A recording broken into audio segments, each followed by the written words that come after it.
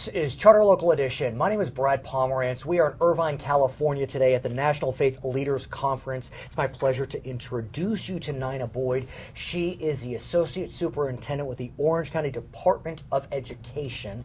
Before we talk about education in this county, I want to get a sense of the makeup of the students in this county. It's not the Orange County of 50 years ago. Is that fair to say? That's correct. Okay, so talk to us about the great students that make up Orange County's public schools. And we have great students, as you said. said. Of course. There are 27 school districts in this county, and the demographics have changed. The largest population is now Chicano, Latino, Hispanic. And if I may interrupt, are they English speakers, Spanish speakers, both? Both. Both. Yes. Are they English dominant, Spanish dominant? I'd say Spanish dominant. Interesting. Okay, Yes. Continue. And there are more than 200 languages spoken in this county. How wonderful, though. How wonderful. Correct. Yeah. But it does make English language learning difficult in the public schools from the standpoint that there are so many different languages and dialects. And I know that Orange County also has a thriving Asian American community. Most definitely. Vietnamese, Cambodian, Korean. Laotian, Korean. Yes. Tell me, Yes. you know more than me. We Tell do, me. and spread out. In years past, predominantly in Fountain Valley, Garden Grove area, but there is a large population continuing to grow in Irvine, right here. Right where we are today. As well as other cities in South County. So the Asian population is growing phenomenally, and it is the second fastest growing population.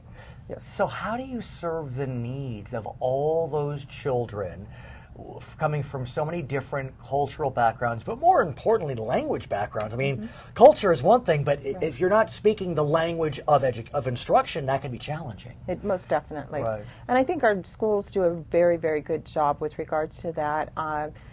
And a large part of that has to do with parent participation from the standpoint of understanding what the needs are within the local community. There are parent groups that the districts are working with in terms of helping them become English language Which learners is terrific. as well. Let's talk about the parents, because now is a great time to be an involved parent in California, because as you know, a few years back, the governor signed a piece of legislation that really revolutionized how education is funded. Yes. He created what's known as the local control funding formula, whereby the categoricals, the boogie board word of the last decade, were literally wiped away, and now local school districts are able to make their own funding decisions without mandates from Sacramento. But also there's something called a local control accountability plan. Yes. How does that bring parents to the table? It provides a great opportunity for parents to be more involved in decision making and making recommendations with regards to what they believe their students need in their local communities. So not only the curriculum, we're talking about the technology, we're talking about decisions around budget. The local control accountability plan really affords parents and community partners to come together to meet in a place for the best interest of the students and the growing population to engage in dialogue about instruction, about building future leaders. And I must ask, there have been, I'm sure, countless LCAP meetings Yes. throughout Orange County. Yes. Was there a theme, a common theme? Did you hear consistently, we want more dual language immersion programs, we want more summer school, we want more arts education? Any theme?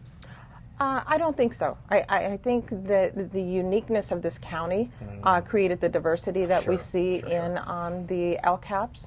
And even at the Orange County Department of Ed, I think the common theme we saw was related to technology, and I would say that probably, if you had to say what was in the top three of all of them, online learning, instruction, the ability to be able to do classroom-based instruction and do instruction outside of the classroom. And I must ask you about technology, because as you know, California has adopted California State Standards Common Core, and those standards really require the ability to navigate technology. Yes. And so Orange County, like all 58 counties, have had to bring in technology.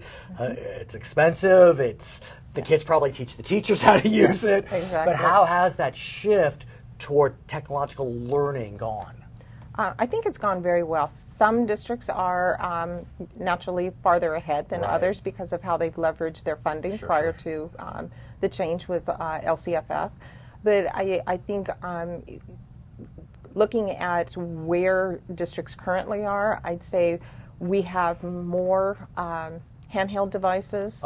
Sure. We have more access in terms of computer labs, but the county as a whole has done better. I mean, our libraries, public areas where they can get Wi-Fi, because Right. some of our population, when they come to school, they have access to the technology, but when they leave, they don't, because most people think Orange County is higher income throughout the county, and we do have those who are at the lower socioeconomic baseline.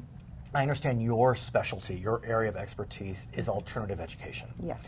Focusing on children that need different types of learning, thrive in different types of learning. Tell me about what you're doing. Okay. In our programs, and primarily our population is focused on, we serve those students that are incarcerated, that might be in group homes, foster youth.